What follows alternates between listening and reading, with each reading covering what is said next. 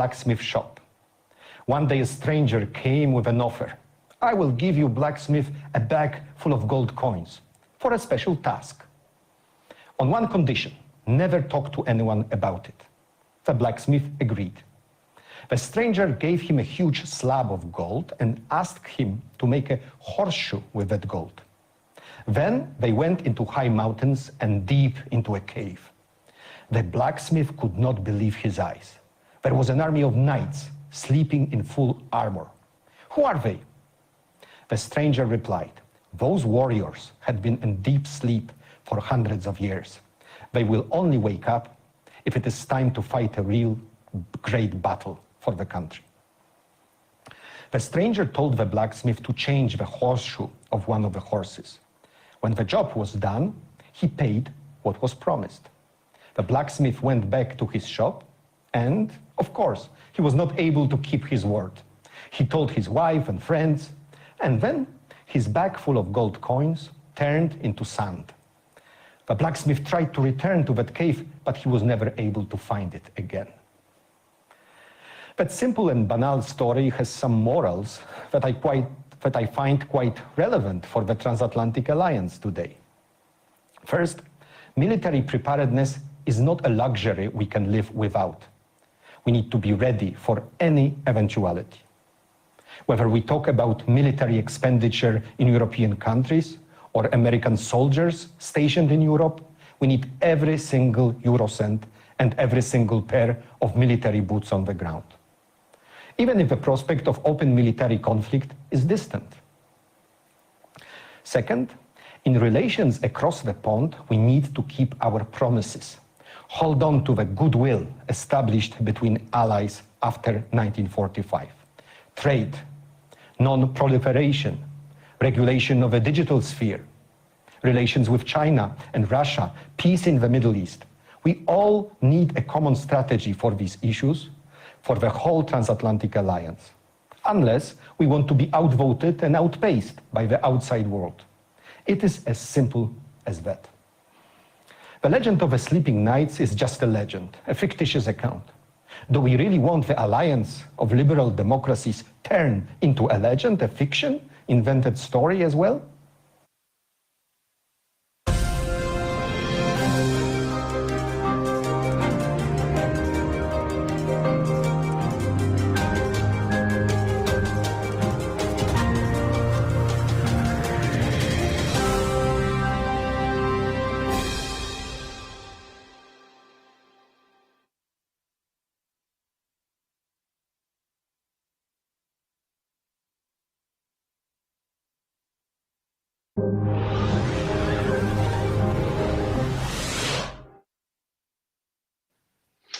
Hello and welcome to this session of where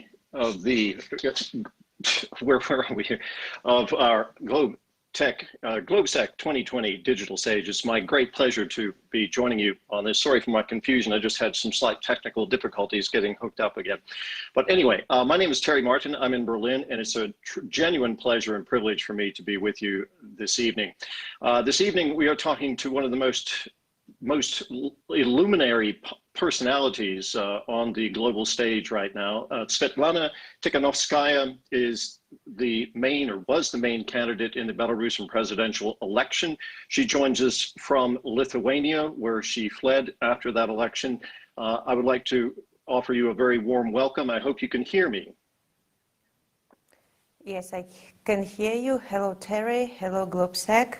Thank you for inviting me. Thank you for being with us. I know this is a very difficult time for you, a very stressful time for you. So I really appreciate you taking the time to be with us now. So over the next 20 minutes, we're going to cover some of the key issues that concern what is going on in Belarus, because the entire world is watching that right now. You've described Belarus as being in the midst of a revolution. Reluctantly, perhaps, you've become the de facto leader of that revolution. Millions of people are looking to you for guidance. Tens of thousands are marching in the streets, striking a great personal risk. First of all, how do you feel about that? On the one hand, I'm really worried about what's going on in Belarus because, our authorities, as usual, threaten and intimidate our people, and they put people in jail just for their desire to express their opinion.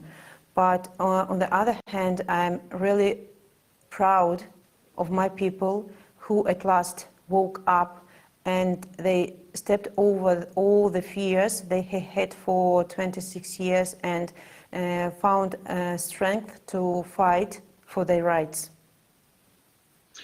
Now let's get straight into the heart of this. You reject the results of your country's presidential election, and you're demanding a new election, one that's free and fair. How realistic do you think that is? It is realistic because it's a will and desire of the whole nation. The previous elections were not fair, transparent. So we will have never know the real results of it. But what we have seen after the elections, we have seen the will of people who went out to defend their voices. So, and all those people, all the nation want to have this new and transparent election during which they will be able to choose a new president for our country. Well, you certainly have a large number of people out on the streets who are asking for that. But so far, Mr. Lukashenko has given no indication that he's willing to step back and clear the way for independently monitored elections that adhere to any international standards. Do you believe the protests will be enough to make him change his mind? I have to admit that there is no indication that Belarusian people will step away as well. So Belarusian people have changed, and they will not step away in any case, because they will not be able to live with this president anymore. They will not be able to obey him anymore and trust him anymore. And moreover, they will not be able to forgive and forget all the violence that our authorities have committed after the elections. So this is the will of our nation, to have new elections, and they will stand until the victory. Okay, that's the will of the nation as you see it. But again, right now, there's a standoff between the people who are out on the streets and President Lukashenko, who is refusing to budge. Let me put it another way. What do you see as the prerequisites for you to achieve your goal of free and fair elections in Belarus?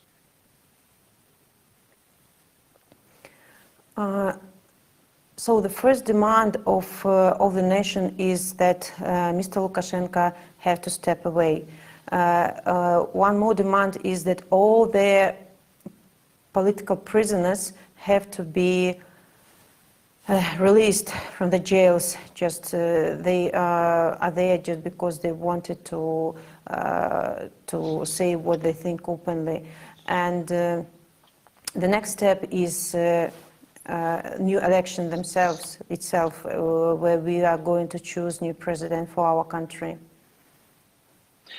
Now, okay, so you're demanding the release of all political prisoners. You're demanding fresh elections. Right now, we're at an impasse, and many people are looking to places outside of Belarus and to see what role they're playing in it. You've said that what's happening in your country is not a geopolitical revolution, that it's neither pro-EU, nor pro-Russian.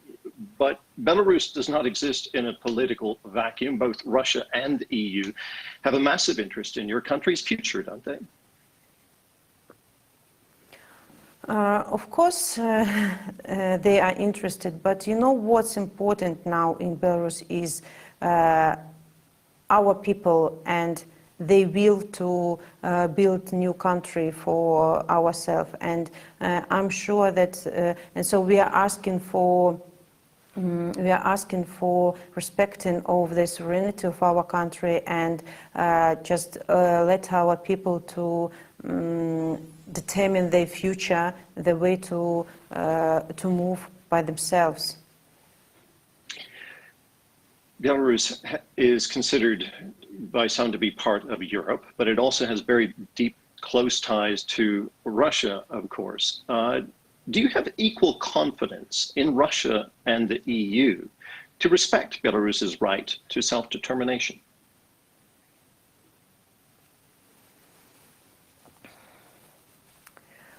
You know, on this question, I just can repeat what I have already said. We just call for respecting of our sovereignty, and we understand that the political crisis that we have in Belarus is only our internal affair, and let the Belarusian people choose their way by themselves and to solve this problem by themselves. You're calling for dialogue with the Belarusian authorities, and you've established what you're calling the National Coordination Council to facilitate that. How do you see that working? No, we are at the beginning of this job, I'd say, yeah, and of course we are sure that this coordination council will play its role, because there should be like a bridge between authorities and our people, and so as our people will have to be heard, because we are not, our people are not going to stop in fighting for their rights. So there should be a body authorities should talk with, and we are sure in our people, and coordination center will play its role very soon. Well, dialogue requires at least two partners, right? Have you gotten any indication from Mr. Lukashenko that his side is willing to engage with your National Coordination Council? You know, they will have to once. We don't know how long it will take, but it will happen sooner or later, and it's better for the country for it happen as soon as possible. You said you're willing to consider mediation from international organizations to facilitate dialogue. What organization do you think would be best suited for that role? Do you think it would be the OSCE, the Organizations for Security and Cooperation in Europe, which reiterated its offer to mediate again today? You know, I have to repeat that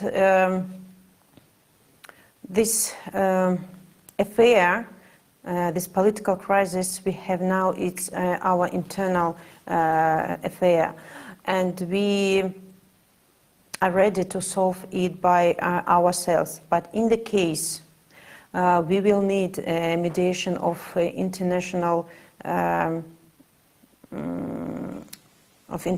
help in these negotiations. So all the organizations or all the leaders of all the countries are invited to help in this. Okay, so you're not ruling out the OSCE playing that role? No. Okay. President Lukashenko, Mr. Lukashenko, has adopted a military siege posture right now, claiming without evidence that NATO is massing at the borders. NATO forces are massing at the borders of Belarus. Lukashenko has signaled his confidence in getting Russia's military support. We got a signal from Moscow indicating that that support would be forthcoming if needed, if necessary. How concerned are you that this confrontation is becoming militarized?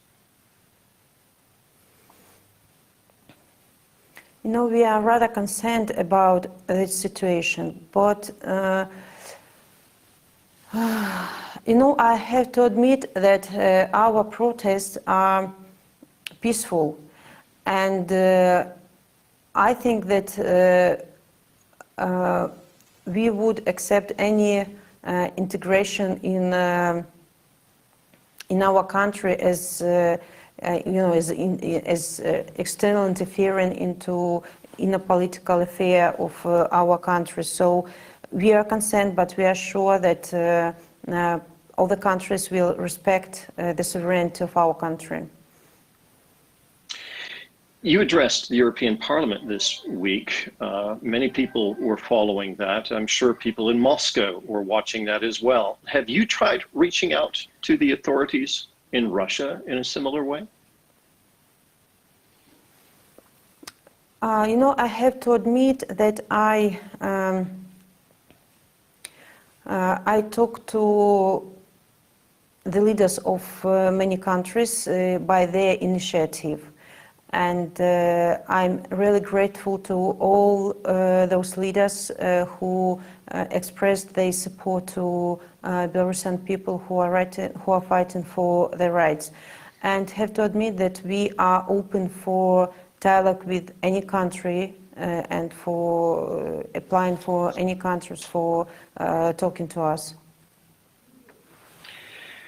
You said in your speech to the European Parliament this week that your husband has been jailed. You pointed that out.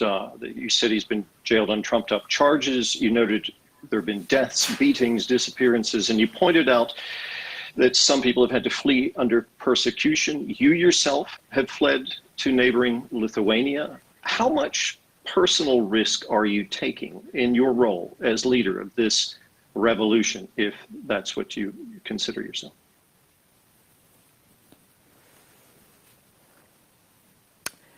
You know, maybe I wouldn't like to talk about me because I'm rather safe now here in Lithuania, but all my people are in Belarus and they are threatened there and they are under the risk of, I know, of repressions, and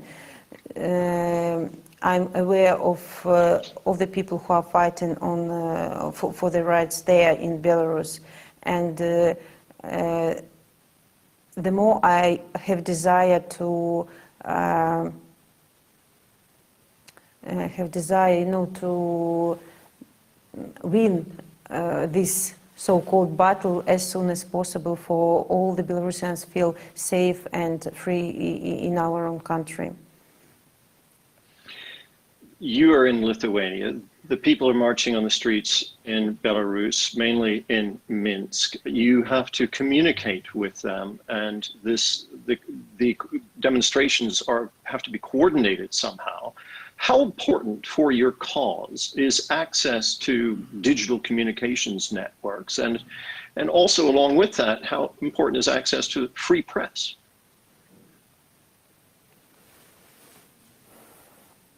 You know, it's a pity that all our mass media in Belarus obey to, to authorities. So people, a lot of people around our country, they can't see the reality, what's going on in Belarus in reality. They only can see what is on TV. And it's really very important for Belarusians to have alternative mass media. So that's why internet is extremely important in our situation, because on the dates when internet was switched off for a couple of days after the elections, it was very hard to communicate, and people couldn't realize what's going on in reality. So we grateful to all mass media of all the countries who show what's going on in Belarus, who show the truth for our Belarusian people, and of course to all the alternative mass media that we have in Belarus.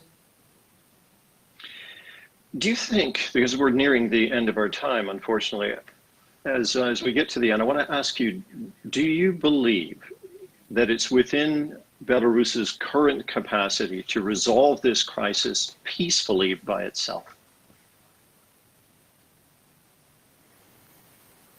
You know, I believe in Belarusian people. I believe in their desire to build new country without dictator. And I'm sure that we will succeed. What do you fear most in this situation?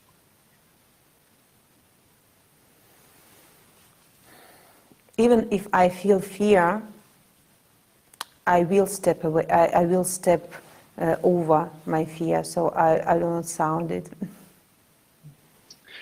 What is your message to those who are out on the streets of Minsk today and have been for nearly 3 weeks now? What do you say to them? My dear Belarusians, you know, I'm so proud of you. And I'm here, but, you know, I left my heart in Belarus. And I know I'm the same as you are. And you know what you want. And we know what we want. We know we want a new Belarus for our children, for our children's life will be safe and free. So we have, now history is making, and you are making this history. So I wish you, and myself of course, strength, and we will win. Ms. Tikhanovskaya, thank you very much for joining us for the GlobeSec digital stage. I want to thank all of us, everyone who tuned in to follow us and listen and engage with this as well. And I'm going to turn the floor over now to the Director of GlobeSec Policy Institute, Alena Kudsko. Thank you. Thank you.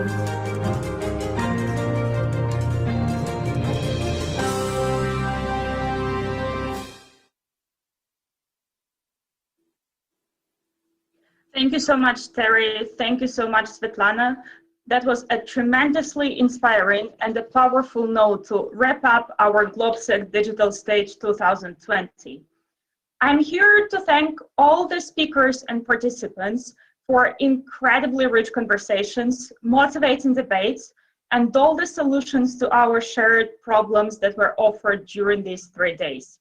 And since we're living in a digital world and the world of big data, here are a few facts for you.